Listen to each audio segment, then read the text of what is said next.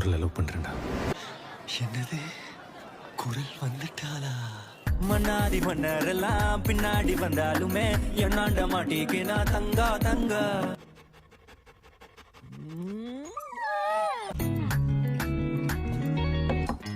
எனக்கு இந்த கல்யாணத்துல இஷ்டம் லகன்.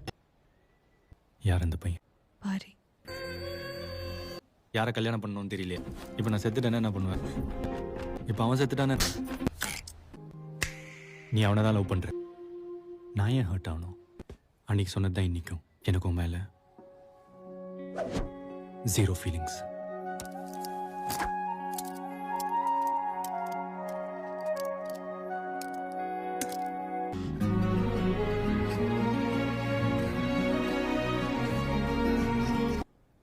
தொத்துக்கிட்டே இருக்கியடா.